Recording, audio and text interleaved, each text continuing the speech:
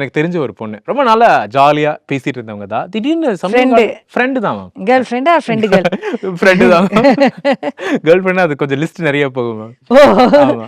அப்பனா அதுல ஒருத்தர் சரி ரொம்ப ஜாலியா பேசிட்டு இருந்தாங்க.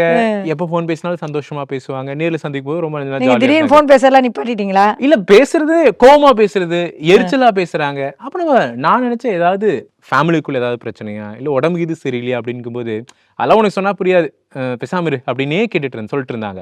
அப்புறம் நான் துருவி கேட்கும்போது தான் இது பிசிஓடி அப்படின்னு சொன்னாங்க. அப்பதான் நான் யோசிச்சேன், இந்த பிசிஓடிங்கிற ஒரு வார்த்தை இப்ப அதிகமா பலர்கிட்ட நம்ம கேள்விப்படுறோமே, இந்த பிசிஓடிக்கு என்ன பிரச்சனை?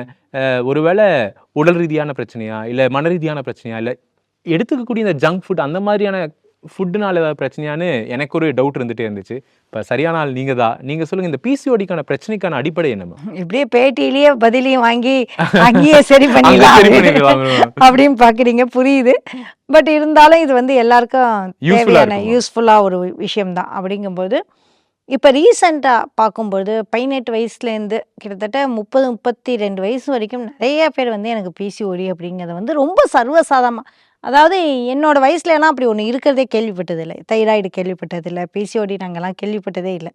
அப்படிங்கும்போது இங்கே ரொம்ப சர்வசாதாரணமாக பார்க்குறோம்.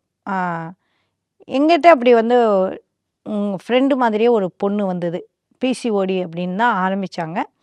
அப்புறம் பார்த்தா கிட்டத்தட்ட அவங்க வந்து அவங்களோட நார்மல் வெயிட்டோட வந்து 20 கிலோ ஜாஸ்தியாக இருந்தாங்க. 90க்கு மேலே போயிட்டாங்க. இது ஒரு பேசிக் சிம்டம்ஸ் ஆமாம். அதிகமாக உடல் பருமனாலையும் பிசிஓடி வரும்.